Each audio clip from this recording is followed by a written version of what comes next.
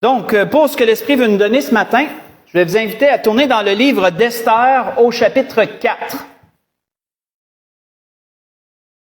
Dans le livre d'Esther, au chapitre 4, on va lire à partir du verset 8 jusqu'au verset 17 pour introduire le sujet que l'Esprit veut nous donner ce matin.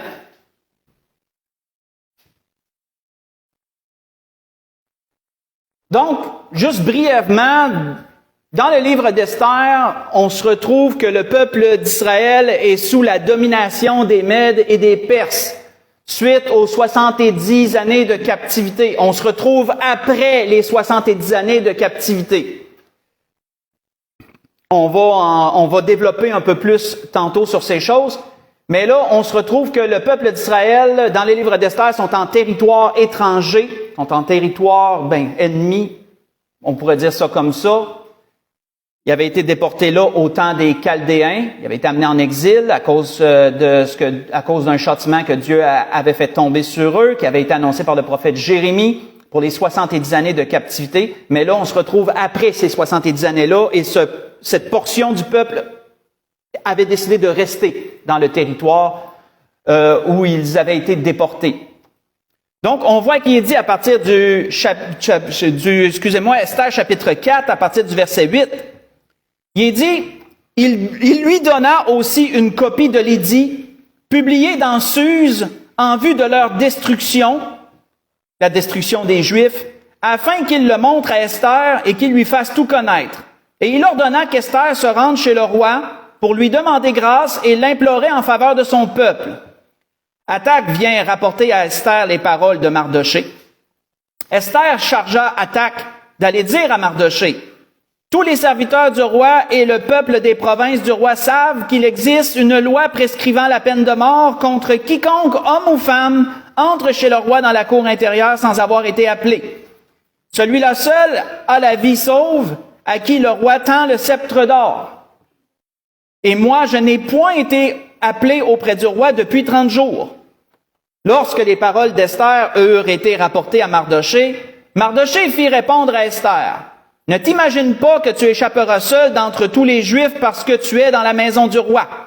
Car si tu te tais maintenant, le secours et la délivrance surgiront d'autre part pour les Juifs, et toi et la maison de ton père, vous périrez. Et qui sait si ce n'est pour un temps comme celui-ci que tu es parvenu à la royauté. » Esther envoya dire à Mardoché, « Va, rassemble tous les Juifs qui se trouvent à Suse et jeûnez pour moi. Sans manger ni boire pendant 3 jours, ni la nuit ni le jour. Moi aussi je jeûnerai de même avec mes servantes, puis j'entrerai chez le roi malgré la loi. Et si je dois périr, je périrai. » Mardoché s'en alla et fit tout ce qu'Esther lui avait ordonné. On voit que le contexte qui entoure ce qu'on vient de lire, c'était que les Juifs s'étaient fait un ennemi dans ce territoire, un ennemi du nom d'Aman. Et que cet ennemi avait une telle haine envers les Juifs qu'il avait décidé qu'il allait intervenir auprès du roi pour lui demander de signer un édit qui ordonnerait la destruction, la mise à mort de tous les Juifs dans ce territoire-là. Parmi tout le territoire que les Mèdes et les Perses avaient conquis et qu'ils dirigeaient, tous les Juifs étaient appelés à être exterminés. Le roi avait accepté de signer cet édit-là et de déclarer, de publier le décret en question. On voit que Mardoché avait ici intervenu auprès de sa cousine, parce que ce qu'il faut savoir, c'est que Esther n'était pas sa fille propre, c'était la fille de son oncle, mais que lui l'avait pris sous son aile et avait agi envers elle comme un père puisqu'elle n'avait plus ses parents. Donc lui, il l'avait pris sous sa tutelle. Il était son tuteur, il était devenu comme son père, entre guillemets, mais pas biologique. C'était sa cousine de chair. Et on voit qu'il est intervenu auprès d'Esther pour lui dire, t'es dans la position, t'es à la bonne place pour intervenir pour nous, toi seul peux le faire. Et si tu le fais pas, le malheur va s'abattre sur toi parce que toi, tu es en position de sauver ton peuple. Et on voit qu'Esther, ici, touchée par les paroles de Mardoché, de son cousin, touchée par ces paroles, elle a dit, « D'accord, jeûnez pour moi 3 jours, 3 nuits, Ensuite, je vais y aller au péril de ma vie et je vais demander audience auprès du roi, même si j'ai même pas été appelé par celui-ci. Et qu'est-ce qui avait fait vraiment pencher la balance dans ce que Mardochée a dit? C'est que Mardochée lui a dit, qui sait si c'est pas pour un temps comme celui-ci que tu es parvenu à la royauté. C'était la première fois de l'histoire juive, première fois ou deuxième, que les Juifs faisaient face à un génocide. Parce que les Juifs, parmi tous les peuples de la terre, est le peuple auquel ils ont fait face le plus souvent à un génocide. Et quand on parle de génocide, c'est qu'on parle d'un désir d'anéantir le peuple en entier, là, d'effacer tout un peuple de la terre. Ça, c'est un génocide. Les Juifs ont fait face à plusieurs génocides dans leur histoire. Le premier de tout, on pourrait dire que c'est le deuxième. Oui, le premier de tout, c'est au temps de Pharaon, lorsqu'il était esclave en Égypte, et que là, Pharaon voulait tuer tous les mâles nés. Ça, vous allez dans l'histoire, dans l'Exode, hein, c'est là que Moïse avait été sauvé, épargné et tout. Et ici encore, Aman voulait faire un génocide, voulait l'anéantissement de tous les Juifs dans le territoire. Et on sait que plus tard, ça c'est plus dans notre ère contemporaine. Pendant la Deuxième Guerre mondiale, ils ont fait face à un génocide sous Hitler. On pourrait dire qu'Aman est un genre d'Hitler, on pourrait dire, de son temps. Et il voulait faire un génocide, ni plus ni moins que ça. Ni plus ni moins que ça.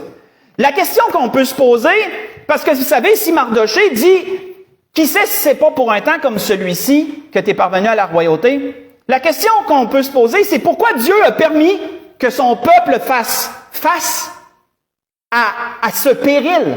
Pourquoi Dieu permettait que son peuple doive faire face à un tel péril? L'histoire d'Esther, frères et sœurs, je l'ai toujours entendu raconter par les pasteurs qui m'ont précédé, qui m'ont enseigné, et certainement vous aussi, toujours sur le bon côté. Dans le sens que c'est une très belle histoire. C'est une histoire où la main de Dieu est visible dans tout le livre et comment Dieu dirige les événements pour sauver son peuple d'un danger. Mais il y a une face cachée à cette histoire. L'Esprit me l'a fait réaliser. L'Esprit veut qu'on en parle ce matin. La face cachée de l'histoire d'Esther. Il y a des dessous dans l'histoire d'Esther qui font que c'est pas pour rien que Dieu permettait une telle chose. Parce que tout passe par Dieu, hein, on le sait. Il n'y a rien qui peut arriver sans que Dieu l'ait autorisé, sans que Dieu l'ait voulu. Tout doit passer par Dieu. Pourquoi Dieu permettait-il cela? Premièrement, il faut comprendre les temps de cette histoire-là. Quels étaient les temps? Quel était le contexte? Sans perdre l'endroit, tournons dans 2 Chronique 36. Allons comprendre quel était le temps et le contexte de l'histoire en question dans les Chroniques. 2 Chronique, chapitre 36.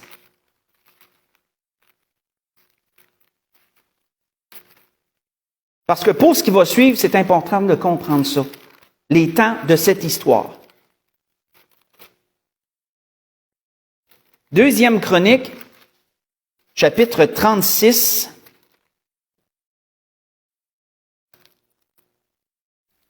Si on lit à partir du verset 11.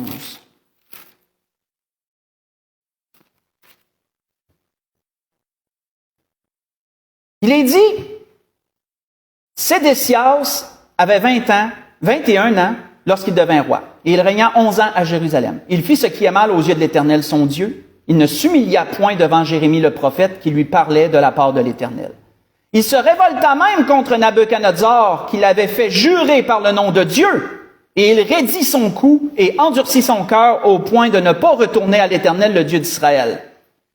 Tous les chefs des sacrificateurs et le peuple multiplièrent aussi les transgressions, selon toutes les abominations des nations, et ils profanèrent la maison de l'Éternel qu'il avait sanctifiée à Jérusalem. L'Éternel, le Dieu de leur père, donna de bonne heure à ses envoyés la mission de les avertir, car il voulait épargner son peuple et sa propre demeure. Là, une parenthèse que je vais ouvrir et refermer, on est reculé dans le temps, là. Là, on est dans le temps juste avant que s'abatte sur eux le jugement des 70 années de captivité. C'était la condition morale du peuple d'Israël, tourné vers l'idolâtrie à plein. et que Dieu en donne à ses prophètes, surtout à Jérémie, de constamment les avertir, n'allez pas dans cette voie-là, revenez vers Dieu, un malheur va arriver. Et là, on était vraiment aux portes de ce malheur-là, parce que Nabuchodonosor avait commencé à avoir de l'emprise sur le territoire d'Israël, et le roi Sédécias a été le dernier roi d'Israël avant que Nabuchodonosor amène les Juifs en captivité. Et lui qui aurait pu, peut-être, Dieu le sait, renverser la vapeur, au contraire, s'est endurci.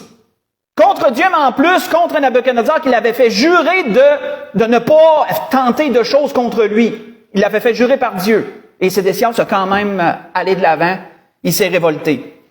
Mais on voit qu'il dit quoi? Et Dieu avait fait envoyer ses prophètes pour avertir son peuple. Mais il est dit au verset 16, mais ils se moquèrent des envoyés de Dieu. Se moquèrent des envoyés de Dieu, ils méprisèrent ses paroles, ils se raillèrent de ses prophètes, jusqu'à ce que la colère de l'Éternel contre son peuple devienne sans remède. Alors l'Éternel fit montrer contre eux le roi des Chaldéens, tua par l'épée les jeunes gens de la maison dans la maison de leur sanctuaire. Il n'épargna ni le jeune homme, ni la jeune fille, ni le vieillard, ni l'homme aux cheveux blancs. Il livra tout entre ses mains. Nabuchodonosor emporta à Babylone tous les ustensiles de la maison de Dieu, grands et petits, les trésors de la maison de l'Éternel, et les trésors du roi et de ses chefs. Ils brûlèrent la maison de Dieu, ils démolirent les murailles de Jérusalem, ils livrèrent au feu tous ses palais et détruisirent tous les objets précieux. Nabuchodonosor amena captifs à Babylone tous ceux qui échappèrent à l'épée.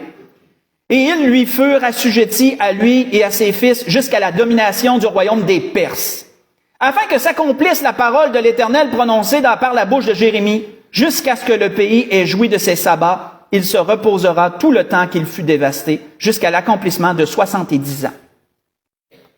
Ensuite, lorsque les Mèdes et les Perses ont pris le pouvoir, là on voit à partir du verset 22, et on lit jusqu'au verset 23, la première année de Cyrus, roi de Perse, afin que s'accomplisse la parole que l'Éternel a prononcée par la bouche de Jérémie, l'Éternel réveilla l'esprit de Cyrus, roi de Perse, qui fit faire de vive voix par écrit cette publication dans tout son royaume. Ainsi parle Cyrus, le roi des Perses, l'Éternel, le Dieu des cieux, m'a donné tous les royaumes de la terre et il m'a commandé de lui bâtir une maison à Jérusalem en Juda. Qui d'entre vous est de son peuple, que l'Éternel son Dieu soit avec lui et qu'il monte? Arrêtons ici.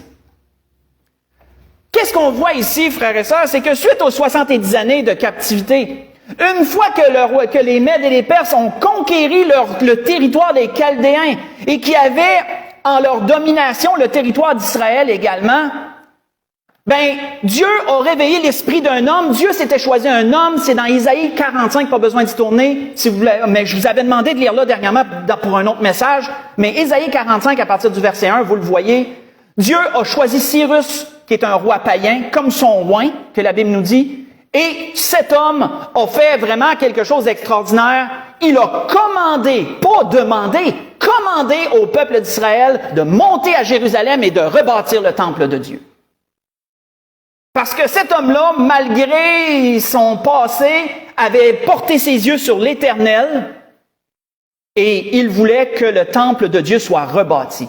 Et qu'est-ce qu'il a dit dans son édit? Il a commandé au peuple d'Israël de partir et d'aller bâtir le temple en question. Mais qu'est-ce qui est arrivé? Si vous voulez grandir votre connaissance de cette portion de l'histoire, vous pourrez lire dans le livre d'Esdras, du chapitre 1 au chapitre 6, que c'est la suite de l'édit de Cyrus. C'est la suite de ce qu'on vient de lire là. Vraiment, dans ce livre-là, il est déclaré comment une partie du peuple est partie pour revenir en territoire d'Israël et rebâtir le temple.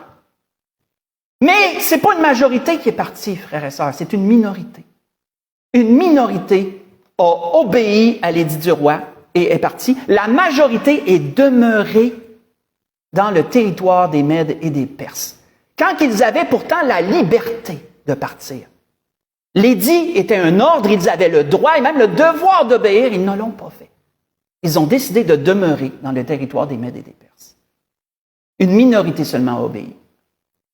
L'histoire d'Esther se déroule entre le chapitre 6 du livre d'Esdras et le chapitre 7.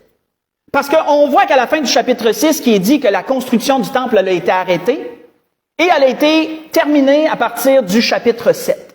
Mais entre les deux, il s'est déroulé beaucoup d'années, une vingtaine d'années. Et c'est dans cette période-là que le livre d'Esther vient s'imbriquer, dans cette période-là, entre le premier retour de l'exil et un deuxième retour d'exil. C'est là qu'on lit, pour se situer vraiment du côté historique. Qu'est-ce qu'Ésaïe avait prophétisé? Qu'est-ce qu'Ésaïe avait dit à ce peuple qui avait fait le choix de demeurer dans le territoire d'où ils avaient été amenés captifs, qui avait décidé de demeurer là? Qu'est-ce que le prophète Ésaïe leur avait dit avant qu'on enchaîne? C'est important. Le prophète Ésaïe leur avait dit ceci.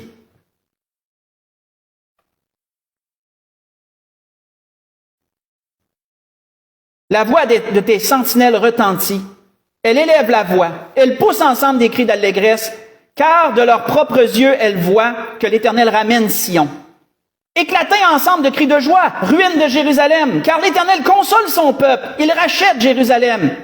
L'Éternel découvre le bras de sa sainteté aux yeux de toutes les nations, et toutes les extrémités de la terre verront le salut de notre Dieu. Partez, partez, sortez de là. Ne touchez pas à ce qui est impur. Sortez du milieu d'elle, mon peuple. Purifiez-vous, vous qui portez les vases de l'Éternel. Vous voyez ça dans Ésaïe chapitre 52. Ésaïe chapitre 52, verset 8 au verset 11. Dieu, par son prophète, dit à son peuple, qu'est-ce que vous faites de rester là? Partez, allez rebâtir ma maison. Soyez heureux de pouvoir partir. Ne touchez plus à ce qui est impur. Vous êtes en territoire étranger. Vous n'êtes plus en punition, là. Vous n'êtes plus sous la captivité. Vous pouvez partir. Que faites-vous de rester là? Sortez du milieu d'elle, mon peuple. Ne touchez pas à ce qui est impur. Mais une majorité ont décidé de rester, de ne pas partir. Et quand je méditais sur ce que l'Esprit nous apporte ce matin, ça me fait penser, mais pourquoi ils ont décidé de rester là? Et pourquoi ils n'ont pas obéi? Ils auraient dû être heureux de partir. Mais non.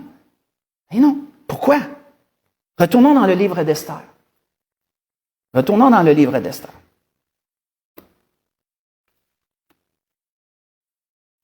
Esther, on va lire cette fois-ci à partir du chapitre 1. Dans le chapitre 1, à partir du verset 5. Verset 5 au verset 9. Ça va sembler pas grand-chose, mais ça va pas mal donner le ton sur l'attitude des Mèdes et des Perses envers les Juifs. On voit qu'il est dit, Esther, chapitre 1, à partir du verset 5, « Lorsque ces jours furent écoulés, le roi fit pour tout le peuple qui se trouvait à Suse, la capitale, depuis le plus grand jusqu'au plus petit, un festin qui dura 7 jours, dans la cour du jardin de la maison royale. Des tentures blanches, vertes et bleues étaient attachées par des cordons de bisus et de pourpre à des anneaux d'argent et à des colonnes de marbre. Des lits d'or et d'argent reposaient sur un pavé de porphyre, de marbre, de nacre et de pierre noire. On servait à boire dans des vases d'or de différentes espèces et il y avait d'abondance de vin royal grâce à la libéralité du roi. Mais on ne forçait personne à boire, car le roi avait donné à tous les gens de sa maison de se conformer à la volonté de chacun. La reine Vashti fit aussi un festin pour les femmes dans la maison royale du roi Assuérus. On va arrêter là. Ça semble pas grand-chose, frères et sœurs, ce qu'on vient de lire, mais le verset qui doit retenir notre attention, qui corrobore l'histoire aussi, c'est que le roi ne forçait personne. Tout et chacun était libre d'agir comme il l'entendait. Selon l'histoire, le règne des Chaldéens, sous Nabuchodonosor et les autres rois qui lui ont succédé, a été un règne dur. Ça a été, tu suis ou tu meurs. Tu t'assimiles, tu t'adaptes ou tu meurs. Regardez dans le livre de Daniel qui corrobore bien le règne des Chaldéens sur ceux qui avaient été amenés en captivité. Et vous allez voir que on leur a donné des noms chaldéens. Tous les Juifs qui étaient déportés avaient des noms chaldéens. On voulait effacer leur identité, autrement dit. On voulait effacer leur identité juive. On voulait vraiment les amener à se mêler et à devenir comme les autres. Donc, leurs noms étaient enlevés. On leur donnait des noms perses, et c'est des noms babyloniens, excusez-moi, et c'est sous ces noms qu'on les nommait à partir de ce temps-là. On voit qu'aussi, on voulait les forcer à manger les aliments que tout un chacun mangeait. Et on voit que Daniel et ses amis, là, je fais juste un aparté, vous pourrez aller lire pendant la semaine, ben, il avait fait un échange secret avec les serviteurs pour dire, donnez-nous vos légumes. Il avait demandé cette faveur-là de dire, on peut pas souiller par les mets du roi, donnez-nous les légumes des serviteurs, puis mangez, on va vous donner les mets du roi. Puis ça avait été testé. Et quand ça fonctionnait, ben là, mais le roi n'était pas au courant de ça. Hein. C'est des choses qui se faisaient par en dessous de la couverte, comme on dit. Par en dessous. Mais il y avait vraiment une assimilation forcée du temps des Babyloniens. Et l'histoire corrobore ça.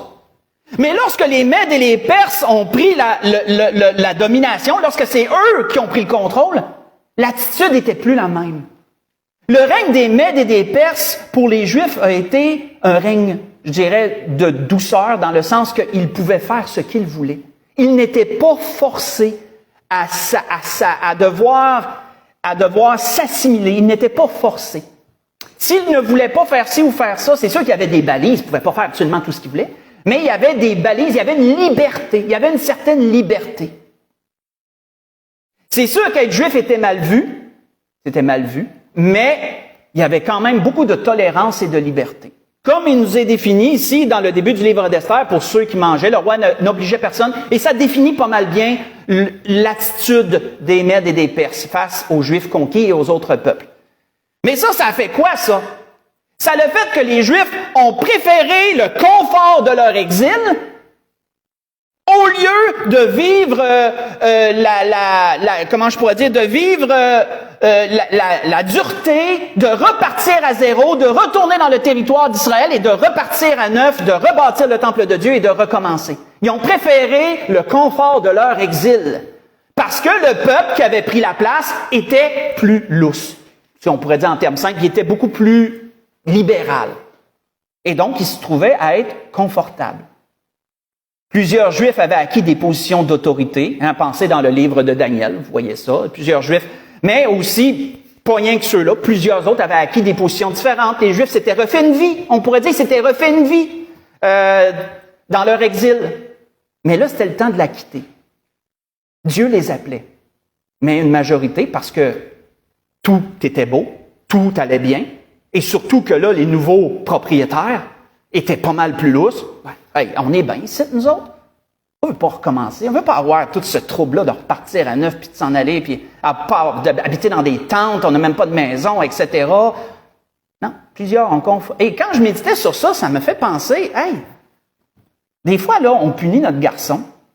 Puis tu sais, il n'est pas du monde. On l'envoie dans sa chambre. On va réfléchir. Dans sa chambre, qu'est-ce qu'il fait? Notre garçon, je prends l'exemple de mon garçon, il aime bien lire. Il se couche dans son lit, bien tranquille.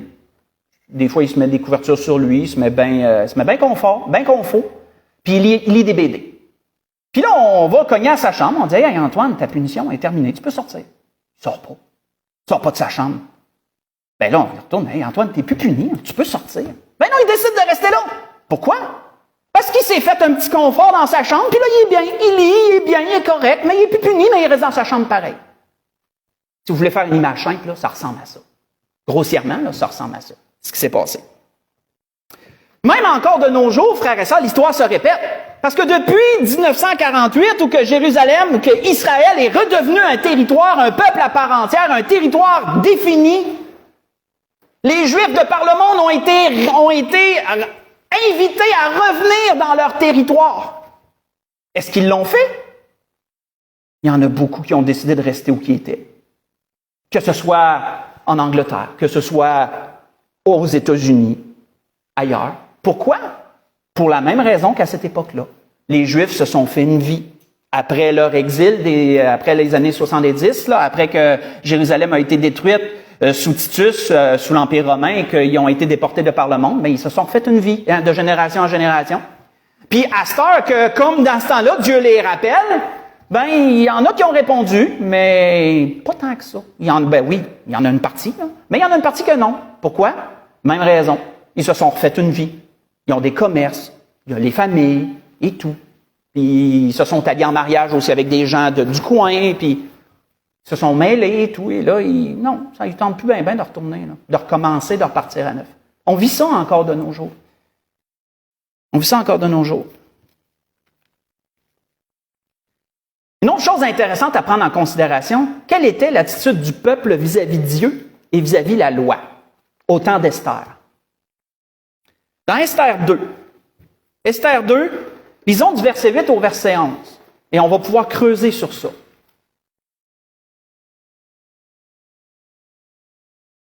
Il est dit, lorsqu'on eut publié l'ordre du roi et son édit, et qu'un grand nombre de jeunes filles, parce que là, oui, Vashti, la reine Vashti avait perdu les grâces, elle est tombée en disgrâce parce qu'elle avait désobéi ouvertement au roi, et là, elle a été détrônée, et là, le roi, les conseillers du roi ont dit, ben, choisis-en une autre pour donner reine à la place de Vashti. Et là, l'édit a été publié, puis toutes les femmes étaient, dès que les serviteurs allaient de ville en ville, dans tout le territoire, trouvaient une belle femme, mais ils l'amenaient. Ils trouvaient une belle jeune fille, ils l'amenaient. Et là, c'est là l'édit, c'est là qu'on lit.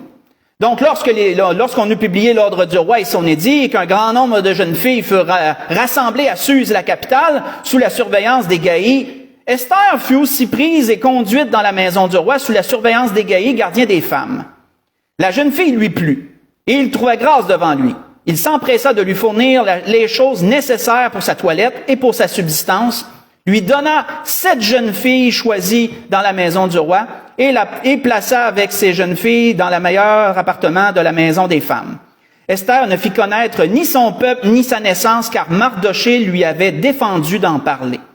Chaque jour, Mardoché allait et venait devant la cour de la maison des femmes pour savoir comment se portait Esther et comment on la traitait. On va arrêter ici. On voit quoi ici, frères et sœurs, ce qui est particulier? On va noter plusieurs choses. C'est que, comme je l'ai mentionné, que ce soit Esther ou Mardoché, on les connaît pas sous leur nom juif, on les connaît sous leur nom babylonien. Même s'ils auraient eu la liberté de ramener leur nom juif et de faire entendre qu'il ne s'appelait pas Esther, mais qu'elle s'appelait Hadassa, parce que ça c'était son nom juif à Esther, Hadassa, ben elle avait gardé le nom d'Esther. Puis Mardoché, il ne nous est pas mentionné, mais Mardoché c'est un nom babylonien. Ce n'est pas un nom juif, Mardoché. Esther vient du dérivé d'Ishtar, qui était la déesse de l'amour babylonienne. Esther, c'est un dérivé d'Ishtar.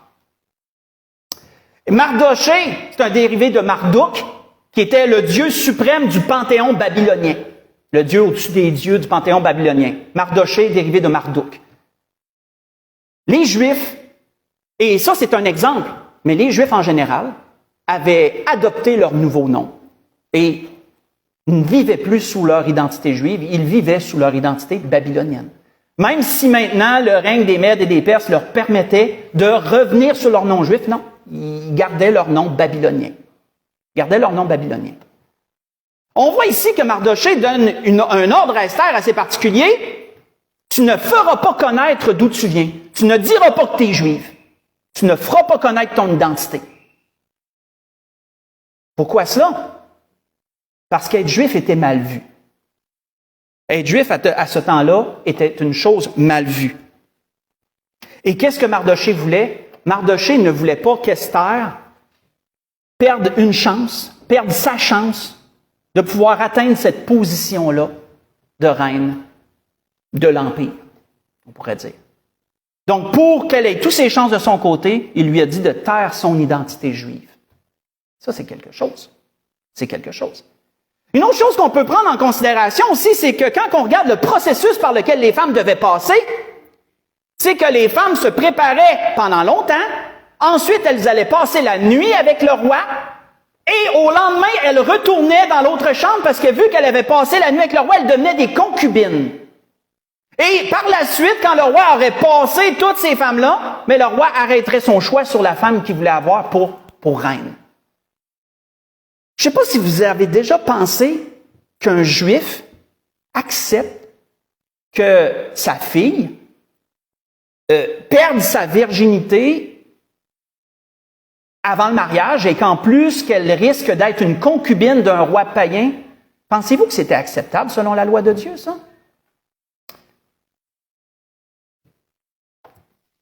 Je vais juste vous le montrer je vais juste vous le faire voir en mille.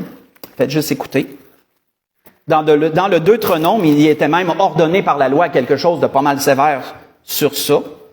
Lorsque l'Éternel, ton Dieu, était-il dit dans la loi de Moïse, t'aura fait entrer dans le pays dont tu vas prendre possession, et qu'il chassera devant toi beaucoup de nations, les Étiens, les Girgasiens, les Amoréens, les Cananéens, les Phérésiens, les Éviens et les Jébusiens, 7 nations plus nombreuses et plus puissantes que toi, lorsque l'Éternel, ton Dieu, te les aura livrées et que tu les auras battues, tu les dévoueras par interdit, tu ne traiteras point d'alliance avec elles et tu ne feras point de grâce. Tu ne contracteras point de mariage avec ces peuples. Tu ne donneras point tes filles à leurs fils et tu ne prendras point leurs filles pour tes fils. Car ils détourneraient de moi tes fils, qui serviraient d'autres dieux, et la colère de l'Éternel s'enflammerait contre vous, ils te détruiraient promptement. Voici au contraire comment vous agirez à leur égard, vous renverserez leurs autels, vous briserez leurs statues, vous abattrez leurs idoles, et vous brûlerez au feu leur image taillée.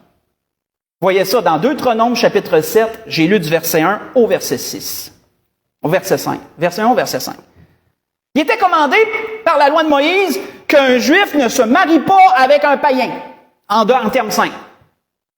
Et là, ici, Mardoché accepte de laisser sa fille à ce roi païen, n'étant même pas sûr qu'elle deviendra reine, parce qu'elle passait par le même processus que les autres. Esther a dû entrer dans la chambre du roi et en ressortir le lendemain.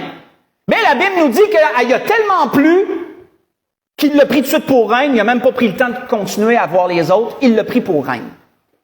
Mais qu'un juif accepte ce procédé-là, ça nous donne une bonne idée à quel point ils étaient assimilés. Qu'ils étaient assimilés au peuple chaldéen, au peuple, aux Mèdes et des Perses. À quel point les Juifs étaient rendus semblables aux Mèdes et des Perses, qu'autrement dit, plusieurs portions de la loi n'étaient plus pratiquées par les Juifs de ces territoires-là. Plusieurs portions de la loi de Moïse avaient été délaissées et n'étaient plus pratiquées. Ils pilaient sur beaucoup de principes, comme on dirait en bon québécois, pour avoir une vie confortable, pour être tolérés parmi ces gens-là. On voit que quand on lit le livre d'Esther, on voit de façon indirecte qu'ils ne respectaient pas de Shabbat, ils ne respectaient pas de fêtes juives, ne fêtaient pas les autres fêtes juives traditionnelles selon la loi. Et l'alimentation aussi, on peut voir qu'à travers l'alimentation, ils mangeaient les mets que tout le monde mangeait. De sorte que beaucoup de Juifs avaient perdu leur identité. Beaucoup de Juifs avaient perdu leur identité. Ils vivaient comme les Perses. Ils étaient devenus assimilés, frères et sœurs. Et vous savez, selon le dictionnaire, le terme assimilé est fort. Assimilé veut dire rendre semblable. Quand tu es assimilé, tu es rendu pareil comme l'autre. Tu n'es plus distinct. Tu es rendu pareil comme l'autre. C'était ça la condition dans le livre d'Esther, frères et sœurs. Le peuple juif avait perdu leur identité, ils étaient devenus assimilés. Parce qu'ils avaient choisi de rester là. Et ils vivaient comme les Mèdes et les Perses, dans la plupart des choses. Mon but n'est pas de salir ce beau livre, parce que comme on va le voir, Dieu est bon envers son peuple pareil. Mais c'est de voir une réalité qui nous a jamais, moi ça m'avait jamais été présenté. C'est de voir la réalité de ce livre. Pourquoi Dieu permettait ce qu'il permettait? On va le voir. On s'en va vers là. Quand on lit dans Esther chapitre 3, on va voir que le Juif a ses limites. On va dire ça comme ça, le Juif a ses limites. Dans Esther chapitre 3, si on lit du verset 1 au verset 6, on va voir où un Juif ne faisait pas de compromis, où un Juif qui comment je pourrais dire, aimait son Dieu, entre guillemets, qui avait quand même son identité juive, malgré qu'il l'avait pas mal perdue, c'était pas mal assimilé. Il y avait une ligne qu'un Juif ne franchirait pas. On la voit ici. Il nous est dit, après ces choses, Esther chapitre 3, si on lit à partir du verset 1, le roi Assuérus fit monter au pouvoir Aman, fils de Hammedatha, l'Agagite. Il l'éleva en dignité et plaça son siège au-dessus de ceux de tous les chefs qui étaient auprès de lui. Et tous les serviteurs du roi qui se tenaient à la porte du roi fléchissaient le genou et se prosternaient devant Aman, car tel était l'ordre du roi à son égard. Mais Mardoché ne fléchissait point le genou et ne se prosternait point. Et les serviteurs du roi qui se tenaient à la porte du roi dirent à Mardoché, « Pourquoi transgresses-tu l'ordre du roi ?» Comme il lui répétait chaque jour et qu'il ne les écoutait pas, ils en informèrent Aman pour voir si Mardoché persisterait persisterait dans sa résolution, car il leur avait dit qu'il était juif. Aman vit que Mardochée ne fléchissait point le genou et ne se prosternait point devant lui. Il fut rempli de fureur. Mais il dédaigna de porter la main sur Mardochée seul, car on lui avait dit de quel peuple était Mardochée, et il voulut détruire le peuple de Mardochée, tous les Juifs qui se trouvaient dans le royaume d'Assuérus. On va arrêter ici. Malgré leur assimilation, frères et sœurs, il y avait une chose que les Juifs n'allaient pas outrepasser, c'était d'adorer quelqu'un d'autre que Dieu. Ça, c'était la limite à ne pas franchir. Et on voit que lorsqu'on a publié l'édit et qu'on a dit, ben tout le monde, Juifs y compris, tout le monde doit s'agenouiller lorsqu'Aman passe, ben un Juif a dit non. Là, ça suffit. Moi, je ne vais pas là. J'arrête là. Mon assimilation, là, elle s'arrête là. Non. On a su qu'il était juif. Donc, par logique, ben tous les Juifs agiraient de la même façon que ça. Et donc là, cet homme-là, qui était un homme orgueilleux et qui voulait que tout le monde plie devant lui, ben a dit, ce peuple-là, je vais avoir du trouble avec ce peuple-là, ils ne me respecteront jamais dans l'autorité que je veux avoir, et donc je vais m'arranger pour que tout ce peuple-là se fasse détruire. On peut voir un peu l'ordre des choses. Et vous savez, quand on médite sur ce que Mardochée a fait, qu'il a mis son pied à terre, malgré l'édit, malgré l'autorité, puis qu'il a dit non, moi je dépasse pas cette ligne-là, on peut voir dans le livre de Daniel, c'était la même chose. Hein? Les 3 amis de Daniel puis la fournaise ardente, c'est quoi? C'est la même affaire. C'est la même affaire. Vous allez adorer la statue? Non. Daniel, quand on lui a dit, tu vas arrêter de prier, tu vas prier le roi seul? Non. Continue comme si de rien n'était, comme auparavant. Hein? Je l'avais déjà amené, ça. Comme auparavant. Puis à chacun d'eux, ça leur a valu des malheurs. Les 3 amis ont été jetés dans la fournaise. Daniel a été jeté dans la fosse. Et là, ici, à cause de Mardochée, tout un peuple risquait l'extinction, l'anéantissement. À cause que Mardochée a mis son pied à terre. Il a dit non, on ne va pas plus loin que ça. Mes frères et sœurs, quand on analyse le livre d'Esther, les persécutions ont commencé à partir de ce temps-là pour les Juifs, mais la providence de Dieu a commencé à partir de ce temps-là aussi. Oh, ça c'est quelque chose. À partir du temps que Mardochée révèle son identité juive, prend position pour Dieu, ben c'est à partir de ce temps-là qu'on voit que tout ce qui s'est passé avant, Dieu le fait concourir au bien des Juifs.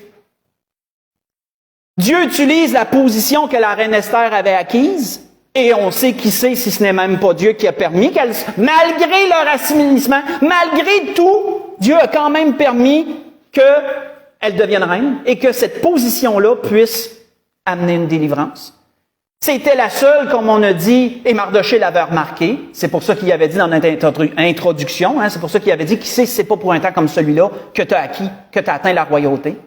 Dieu, par sa providence, mettait les choses en œuvre pour que maintenant, il y ait une intervention. On pouvait voir la main de Dieu. Une chose que Mardochée avait fait auparavant, vous pourrez le voir si vous le lisez pendant la semaine dans Esther 6, verset 3, et vous pouvez lire versets 10 et 11 aussi. Une chose qu'il avait fait avant, il avait déjoué un complot de 2 serviteurs contre le roi Assuérus qui voulait le frapper. Il avait déjoué le complot, il avait révélé le complot, mais il n'y avait jamais rien eu pour récompense. Et là, tout d'un coup, par la force des choses, le roi dormait plus pendant une nuit, il avait de la misère à dormir, il a demandé qu'on y lise les annales de qu'est-ce qui s'était passé. Puis là, il lit ça, puis il dit, « Hey, Mardochée, as-tu déjà été récompensé? » On lui a dit non, il n'a jamais été récompensé. Ah, OK. Puis là, vous connaissez l'histoire d'Esther. Aman arrive entrefaite, puis là, le roi dit à Aman, « Hey, tu ferais quoi, toi, pour quelqu'un que le roi veut honorer? » Ben là, Aman, il dit, hey, « C'est sûr que c'est moi. C'est sûr que c'est moi. » Ben, il dit, hey, « Moi, je le ferais monter sur le cheval du roi, je mettrais l'habit du roi, puis je dirais à tout le monde dans les rues, voici comment le roi traite ceux qui sont bons. » Ben là, Dieu dit à Aman, il dit, « Prends Mardochée, puis fais exactement ce que tu dis. » Aïe, aïe. Et on peut voir à partir du temps que Mardochée prend position pour Dieu, la main de Dieu se dévoile. Et tous les événements se mettent en place pour la délivrance du peuple. Dieu permet même qu'un 2e édit soit proclamé pour que les Juifs puissent non seulement se défendre, mais que les Juifs aient le droit de tuer tous ceux qui leur en veulent. Donc c'est un renversement de situation complet, là. Vous voyez ça à partir d'Esther 8. En bout de ligne, frères et sœurs, Dieu délivre son peuple, puis celui-ci se distingue à nouveau des Mèdes et des Perses. Pourquoi Dieu a permis? Et là, on répond à la question d'introduction. Pourquoi Dieu a permis ça? Dieu a permis ça pour réveiller son peuple, pour que son peuple retrouve son identité, que son peuple reprenne position pour lui. C'est pour ça que Dieu a permis ça. Pour ça que Dieu a permis ça. Parce que sinon, ils étaient rendus comme les Mèdes et les Perses. Ils vivaient comme les Mèdes et les Perses. Ils étaient assimilés. Suite à l'histoire d'Esther, on voit que à partir de là, on peut imbriquer le chapitre 7 d'Esdras jusqu'à la fin du livre d'Esdras. Il y a eu un deuxième retour, mais là, il y en a beaucoup plus qui répondent à l'appel, puis qui retournent pour terminer la construction, puis accompagner Esdras pour rétablir la loi. Rétablir la loi et le culte dans le nouveau temple qui a été construit. Pourquoi pensez-vous que tout d'un coup, il y en a plus qui ont répondu? Parce que là, avec ce qui venait d'arriver, là, même si Dieu a délivré, là, les Juifs ont réalisé, hey, c'est vrai qu'on n'est pas chez nous, hein? C'est vrai que s'il y en a un autre fou qui arrive au pouvoir après ça, là, qu'est-ce qu'on peut risquer encore, nous autres? On fait-tu vraiment bien de rester là? On ne devrait pas plutôt retourner dans notre territoire où qu'on va être protégé? Puis en plus, on fait la volonté de Dieu par-dessus le marché? Bien là, je pense qu'il y en a beaucoup qui ont décliqué. C'est beau le confort, là. C'est beau le confort, même si on est en exil. Mais là, c'est le temps de retourner chez nous. Parce qu'on peut voir que ça peut revirer bien vite de bord. Hein? Ça peut revirer bien vite de bord. Et il y en a beaucoup plus qui ont répondu au deuxième retour.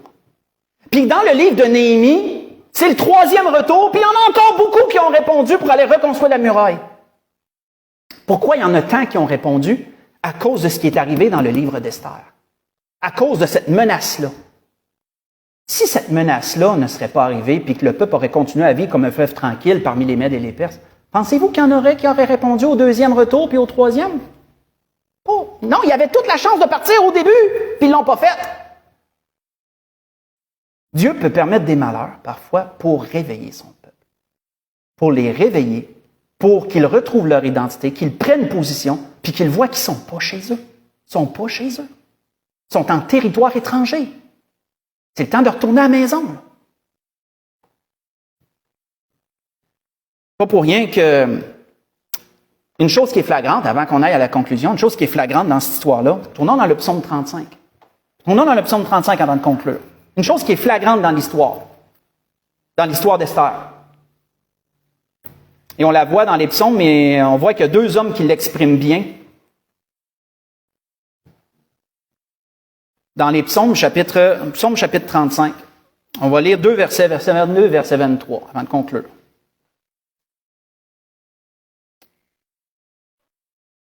Je m'excuserai si le message est plus long ce matin, mais c'est une révélation. Je dis c'est une révélation, puis il faut la donner en entier. Psaume 35, verset 22 et verset 23. On voit qu'il dit, et là c'est David qui parle dans ce psaume, il dit, Éternel, tu le vois, ne reste pas en silence. Seigneur, ne t'éloigne pas de moi. Réveille-toi, réveille-toi pour me faire justice. Mon Dieu et mon Seigneur, défends ma cause.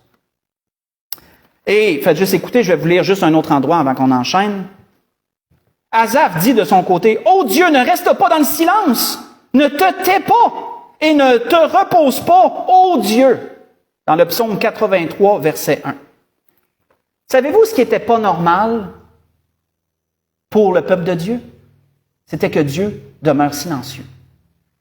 Ça n'a jamais été normal pour un enfant de Dieu, que Dieu ne parle pas. Vous savez, à la maison, quand les parents, les enfants le savent, quand les enfants font un coup, font quelque chose, là, puis qu'au lieu de parler, le parent fait le contraire, il ne parle pas. Le silence devient lourd. Hein? Et on dirait que les enfants ils aimeraient mieux que les parents parlent, puis qu'ils chialent après eux autres, qu'ils disent rien. Puis que là, l'enfant va aller après le parent, puis il voit que le parent fait comme si rien n'était. Il continue ses affaires, puis l'enfant, ça va vraiment tomber dessus. Le silence, ça lui devient vraiment pesant. S'il y a une chose que le peuple de Dieu ne peut pas tolérer, c'est le silence de Dieu. Et qu'est-ce qu'on voit dans le livre d'Esther? C'était le silence de Dieu. Voyons-nous dans le livre d'Esther un prophète parler? Nous est-il cité seulement qu'il y avait un prophète? Non, il ne nous est pas parlé d'aucun prophète. Est-ce qu'il y a une portion de la loi qui est lue quelque part? Non. Le nom de Dieu se trouve-t-il dans le livre d'Esther? Non. Dans le livre d'Esther, frères et sœurs, il n'y a aucune mention de Dieu. D'aucune sorte. Ni par son sabbat, ni par ses lois, ni par les prophètes. Rien. Pourquoi? Parce que Dieu était silencieux. Pourquoi Dieu était-il silencieux? Parce que son peuple était assimilé. Son peuple vivait pareil comme les Mèdes et les Perses. Et Dieu est demeuré silencieux à cause de ça. Mais est-ce que pour autant Dieu a abandonné son peuple? Non. On peut voir la main de Dieu comme une empreinte digitale c'est pas un criminel, Dieu n'est pas un criminel. Comme une empreinte digitale qu'un criminel a faite sur une scène de crime, là, on peut voir à travers tout le livre que l'empreinte de Dieu est là partout. Mais Dieu ne parle pas. Il demeure silencieux. Mais sa main est là, par exemple. Parce que malgré tout, Dieu n'a pas abandonné son peuple, malgré tout. Dieu l'a quand même délivré pour le réveiller, pour lui redonner son identité. Et c'est pourquoi que Sophonie disait ceci, « L'Éternel, ton Dieu, est au milieu de toi comme un héros qui sauve. Il fera de toi sa plus grande joie. Il gardera le silence dans son amour. Il aura pour toi des transports d'allégresse. » Vous voyez ça dans Sophonie 3, verset 17. C'était ce que l'Esprit voulait nous dire ce matin. L'Esprit voulait utiliser cette histoire, mais vous allez voir que cette histoire n'était pas juste qu'une belle histoire. L'Esprit nous a dévoilé un côté sombre, je dirais, de l'histoire d'Esther, qui n'a pas été souvent révélé. Le côté d'un peuple qui s'était assimilé puis qui avait volontairement choisi de demeurer dans son exil parce qu'il était bien, confortable. Et Dieu a permis que ça devienne très inconfortable pour que son peuple se réveille puis qu'il se dise « OK, on n'est pas chez nous, puis c'est vrai, on le voit. C'est le temps de revenir à la maison. » L'Esprit veut nous parler à travers ça ce matin. On n'a pas juste vu cette histoire-là pour avoir une histoire. Conclure, tournons dans Romains chapitre 13. Conclure. Romains chapitre 13.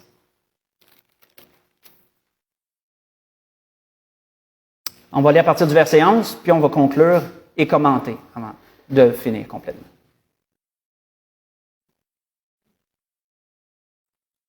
Parce que, frères et sœurs, le livre d'Esther est révélateur du temps qu'on vit présentement. C'est révélateur du temps qu'on vit présentement.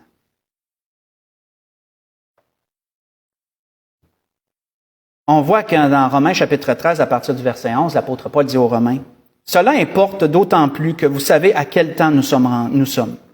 C'est l'heure de vous réveiller enfin du sommeil, car maintenant le salut est plus près de nous que lorsque nous avons cru. La nuit est avancée, le jour approche. Dépouillons-nous donc des œuvres des ténèbres et revêtons les armes de la lumière. Marchons honnêtement comme en plein jour, loin des orgies, de l'ivrognerie, de la luxure, de l'impudicité, des querelles et des jalousies. Mais revêtez-vous du Seigneur Jésus-Christ et n'ayez pas soin de la chair pour en satisfaire les convoitises. » Arrêtez ici. L'histoire, comme je l'ai dit, l'histoire d'Esther comporte beaucoup de similitudes avec les chrétiens de notre époque.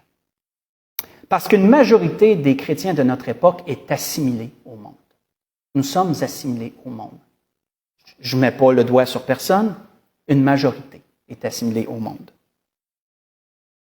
Les chrétiens de nos jours, je généralise, toujours je généralise, s'habillent comme le monde, aiment les mêmes choses que le monde aime, acceptent ce que le monde accepte, tolèrent ce que le monde tolère, ont les mêmes loisirs que le monde, regardent les mêmes choses.